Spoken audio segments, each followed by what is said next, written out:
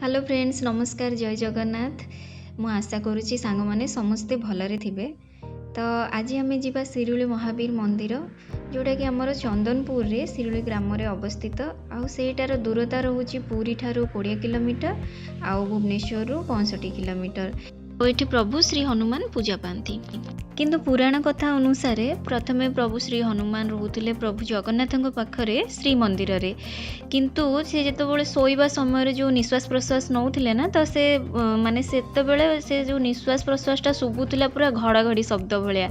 तो से कौन है ना, माता लक्ष्मी शोई पार नथिले। तो से जिनसटा माता लक्ष्मी जाइए प्रभु श्री जगन्नाथ को जनईले। तो प्रभु श्री जगन्नाथ कही प्रभु जो आमर महावीर हनुमान को कि तमें जोठी अच्छ से 2.5 पाद घुंची जाओ। तो से ठाकुर 2.5 पाद घुंची गला परे सी आसिकी शिरुली रे माने स्थापित हेले। तो से जो माने एमती ठिया हवा पोजिशन रे ही सी आसिकी सेठी अछंती। किंतु तांकर गोटे चक्षुरे से सबु बेले सी जो आमर प्रभु श्री जगन्नाथଙ୍କ नीलचक्र को देखुछंती, आ गोटे चक्षुरे देखुछंती विभीषण को लंका रे। तो यहीटा तो मु आपन को किछिटा पौराणिक कथा कहली। ता सहित आपण एई रास्ता रे जो जिबे मंदिर को, तो बहुत सुंदर सुंदर माने दृश्य आपन को देखिबा पय मिलिबो।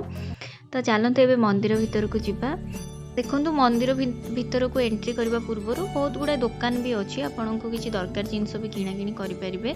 तापर यहाँ लेफ्ट साइड रे गोटे गछ अच्छी, ओस्त गछ, जोटा कि बहुत पुराना गछ। आठार लोक कहवा अनुसार ये मंदिरटा तैयारी करथिले अनंग भीमदेव। तो यहाँ आमर अंजना पुष्करणी कि यहाँ कह जाए कि आपणकर ये पानी छिंची हेले कि गाधोले जहाँ भी रोग थाए ये ठीक हो जाए ये पानी रे। तो यू आम गोड़ धोईकी तापरे जीवा मंदिर रे ठाकुर दर्शन करवा। तो ये साइड रे पूजा दुकान अच्छी, बाहर भी अच्छी, आपड़ चाहिए से भोग नहीं पारे, दीप नहीं कि बाहर जाली पारे। तो यहाँ देखु यहाँ आम एबे मंदिर को चलतु जीवा दर्शन करवा।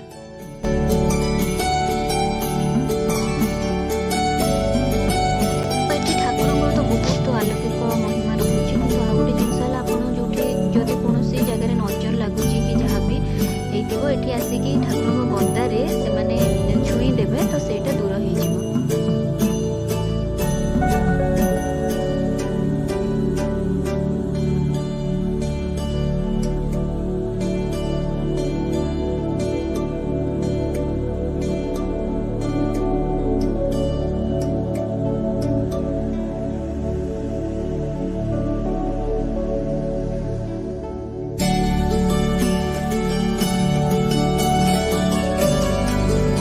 बहुत सुंदर दर्शन है ठाकुरंकर। आठी भितर ठाकुरंकर वीडियो करने अलाउ करूना, कि मुझे जानी नी भूल रे नहीं जाती।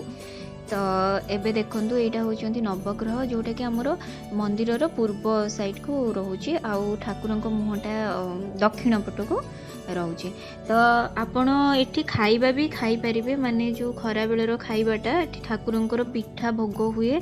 तापरे भात, डालमा, खीरी आउ आमर आंबुल, खिचड़ी ए सब हुए। तो आप भी खाईपर। रोचे 70 टंका। पिठाटा अलग प्राइस, ये सब खाइबा होची यार प्राइसटा होची 70 टंका। बहुत बढ़िया लगिला भोग। आपड़ जिते बड़ रेस्टोरेंट रे खातु, जिते टंका देकी भी खातु, किंतु मंदिर भोग सांगरे किछि भी समान हो पारिबनी। तो ये सका 4टारू पूजा स्टार्ट हो जाऊँगी, पुणी 12टारे थरे हुए, पुणी संध्यारे हुए, आ पुणी राति 10टारे। तो आपण मैंने निश्चय आसतु एठी को आसिकी बहुत भल लगे। ठाकुरंकर बहुत अलौकिक शक्ति रोचे। तो निश्चय आसतु। आ जदि मो वीडियो भल लगिला तो प्लीज़ लाइक शेयर कमेंट करेंगे।